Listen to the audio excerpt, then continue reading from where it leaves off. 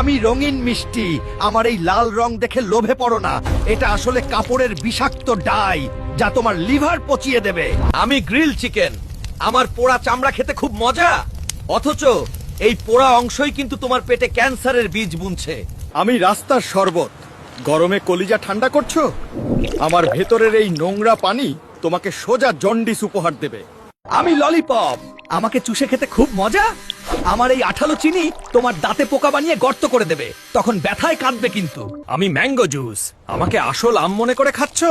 বোকা, আমি তো শুধু চিনি আর কেমিক্যাল, আমি তোমার কিডনি আর দাঁত দুটোই পচিয়ে দেব। আমি পাকা কলা, ইনস্ট্যান্ট এনার্জি চাও?